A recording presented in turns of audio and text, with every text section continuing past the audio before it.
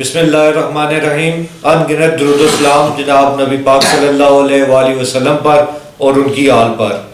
میں اس ٹائم موجود ہوں ہمارا پروگرام ہماری یلغار میں، اور میں ہوں آپ کا ہوسٹ خرم ملک، اور ہمارے ساتھ موجود ہیں سینئر صحافی تجزیہ کار فیصل شامی صاحب. آج ہم گفتگو کریں گے الیکشن کمیشن کے عمران خان کے خلاف نااہلی کا فیصلہ. انہیں نااہل کر دیا گیا، اب وہ ممبر قومی اسمبلی نہیں رہے. ان کی نااہلی کے بعد جو ملک کے اندر احتجاج ہوئے، ہنگامے ہوئے، اس حوالے سے گفتگو کریں گے. ملکی سیاست اب کس جانب جا رہی ہے یہ بھی زیر بحث ہوگا. اور اس کے علاوہ جو پاکستان کو آج بہت بڑی کامیابی، بہت بڑی خوشخبری ملی ہے کہ پاکستان کو فیٹ ایف کی گرے لسٹ سے نکال دیا گیا ہے، اس حوالے سے بھی گفتگو کریں گے. تو اپنی گفتگو کا آغاز کرتے ہیں جناب فیصل شامی صاحب سے. فیصل شامی صاحب، سب سے پہلے آپ کا بہت شکریہ کہ آپ ہماری یلغار پروگرام میں آج آپ تشریف لائے. تو کیا کہیں گے ملکی سیاست میں کیا ہونے جا رہا ہے، اور کیا آپ آگے ملکی سیاست کا آپ دیکھ رہے ہیں؟ اعوذ باللہ من الشیطان الرجیم، بسم اللہ الرحمن الرحیم. دیکھیں ملکی سیاست آپ کے سامنے ہی ہے.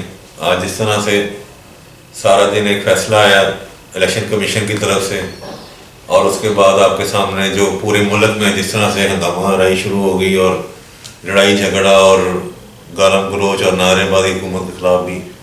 تو دیکھیں ایک فیصلہ آیا الیکشن کمیشن کا توشہ خانہ ریفرنس کے حوالے سے. پہلے دیکھیں یہ توشہ خانہ ہے کیا. توشہ خانہ ایک محکمہ ہے جیسے جس میں جو مختلف ممالک کے صدر یا کوئی مطلب مختلف وزیر اعظم یا کوئی ان کو باہر سے کوئی مہمان یا یہ جاتے ہیں، ان کو تو تحائف ملتے ہیں.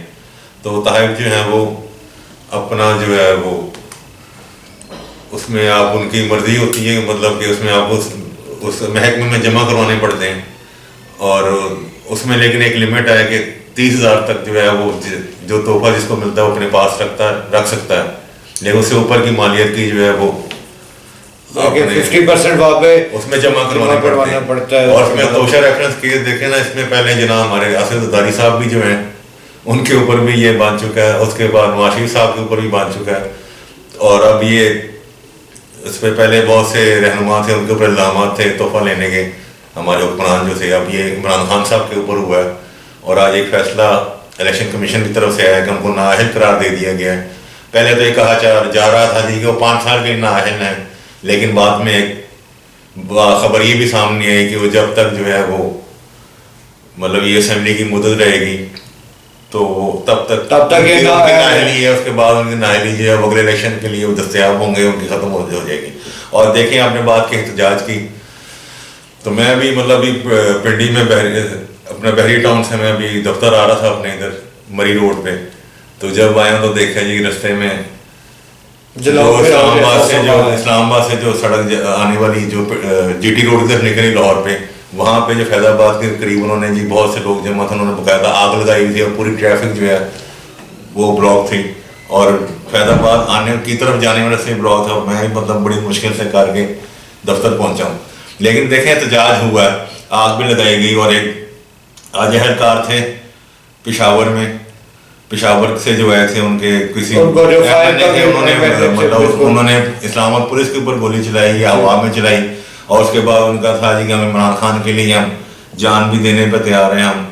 تو احتجاج ہوا ہے، ٹھیک ہے، احتجاج کرنا سب کا حق ہے، اور ہر دور میں احتجاج ہوتا ہے. محترمہ بے نظیر بھٹو صاحبہ کے دور میں بھی ہوا ہے، میاں نواز شریف صاحب کے دور میں بھی ہوا ہے. تو اس وجہ سے شامی صاحب وہ جو لانگ مارچ کا ایک احتجاج کہہ رہے ہیں کہ لانگ مارچ کریں گے، لانگ مارچ میں احتجاج کیا جائے گا، تو اس وجہ سے کیا کہنا ہے کہ یہ ملک انتشار کی جانب نہیں جا رہا آگے؟ کیونکہ حکومتی تیاریاں جو ہیں، ہمارے وزیر داخلہ رانا ثناء اللہ نے بھی جو ہے وہ ایک زبردست قسم کی حکمت عملی تیار کی اس لانگ مارچ کو، اس احتجاج کو روکنے کی. تو اس وجہ سے کیا کہیں گے آپ؟ دیکھیں انتشار تو پھیلتا ہے جب احتجاج، دیکھیں احتجاج سب کا حق ہے، احتجاج ہو پر امن ہو، مطلب جس میں کوئی کسی کو نقصان نہ ہو. کیونکہ دیکھیں ہمارا مذہب، ہم مسلمان ہیں اللہ کے حکم سے، اور ہمارا مذہب اسلام جو ہے وہ بھی یہی کہتا ہے کہ آپ کو حق ہے، آپ کسی کے خلاف کوئی بھی کر سکتے ہیں، لیکن وہ ایسا کام نہ کریں کہ جس سے کسی کو تکلیف ہو، کسی کی دل آزاری ہو، کوئی مشکل کا سامنا، جس عمل سے وہ عمل نہ کریں جس سے کسی کو پریشانی. لیکن ابھی جو عمران خان صاحب نے ابھی تازہ ترین بیان دیا، انہوں نے کہا اپنے تمام کارکنان کو انہوں نے یہ واضح پیغام دیا ہے کہ جو جہاں جہاں احتجاج کر رہے ہیں پورے ملک سے ان احتجاجوں کو ختم کیا جائے اور لانگ مارچ پہ فوکس کیا جائے کہ آگے لانگ مارچ جو ہے ایک زبردست قسم کا بڑا لانگ مارچ جو ہے اسلام آباد کی جانب رخ کیا جائے گا اور اسلام آباد کے اندر اسلام مارچ میں احتجاج کیا جائے گا. اور اس وجہ سے کیا کہنا ہے آپ کا, کیا شامی صاحب ملکی سیاست کس جانب جا رہی ہے؟ ہاں جی دیکھیں نا, احتجاج انہوں نے عمران خان صاحب نے یہ کہا جی احتجاج جو اب لانگ مارچ کی انہوں نے کہ میں جلد ہی پورے ملک کے نوجوانوں کو یا ان کے اپنے کارکنوں کو ایک کال دیں گے, لیکن اس میں انہوں نے بھی تاریخ کوئی حتمی تاریخ ابھی تک حتمی تاریخ کا اعلان نہیں کیا. اور دیکھیں احتجاج انہوں نے یہ بھی کہا ہے کہ یہ احتجاج جو ہے یہ شروع ہو گیا اور یہ اس وقت تک چلتا رہے گا جب تک ہم مطلب ہمیں حکمرانوں سے مطلب نجات نہیں ملے گی یا چوروں کے خلاف. انہوں نے اسٹریٹ وے کہا ہے جو حکمران ہیں وہ اس کا چور قابض ہوئے ہیں. لیکن دیکھیں احتجاج والی بات آپ کے بالکل ٹھیک ہے اور رانا صاحب نے بھی کہا, سب نے بھی کہا احتجاج کریں ضرور کریں لیکن کسی کو مسئلہ نہ ہو, تکلیف نہ ہو. چلیں یہ تو ہو گیا. اب خوشخبری میں بات کرتے ہیں کہ پاکستان کو گرے لسٹ سے نکال دیا گیا.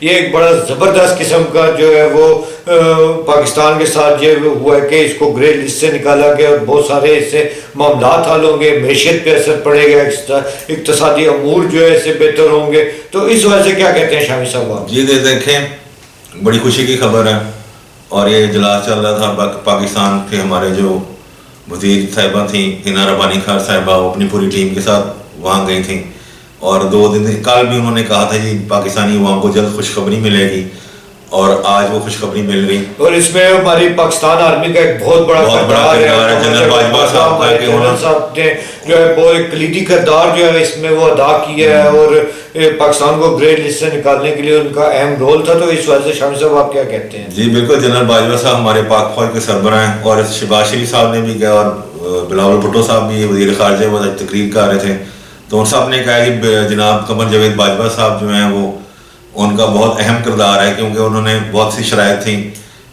غیر ملکی ان کے حوالے سے اور کہ مطلب اور ان کا مطلب پاکستانی جو ہے ایک تو یہ تھا کہ منی لانڈرنگ کو روکیں اور اس میں اور مسائل تھے تو ان کو یہ ہوا ہے کہ اس میں پاکستان کو انہوں نے کہا جی آپ نے بہت اچھے قدم کیے ہیں ہماری شرائط پہ پاکستانی جو پورا اتریں. لیکن انہوں نے یہ بھی کہا ہے کہ چیک رکھیں گے. اور دوسرا جنرل باجوہ صاحب کا بھی بات آپ نے کی تو باجوہ صاحب نے بھی آج واضح کر دیا ہے جی کہ وہ ریٹائر ہو رہے ہیں اور اپنی ایکسٹینشن نہیں لیں گے اور انہوں نے یہ بھی واضح کر دیا ہے کہ فوج جو ہے کسی قسم کے سیاسی معاملات میں مداخلت نہیں کرے گی اور کسی قسم کے سیاسی معاملات میں مداخلت نہیں کرے گی. پاکستان کو گرے لسٹ سے نکال دیا گیا ہے. ایک بڑی خوشخبری ہے. اس میں ہمارے آرمی چیف کے جنرل قمر جاوید باجوہ نے کلیدی کردار ادا کیا اس گرے لسٹ سے نکالنے کے لیے. ہمارے وزیر خارجہ بلاول بھٹو زرداری, وزیر خارجہ مملکت ہنا ربانی خان اور ان کی ساری ٹیم نے ایک بہترین کام ادا کیا ہے اور پاکستان کو گرے لسٹ سے نکالنے کے لیے یہ کامیاب رہے.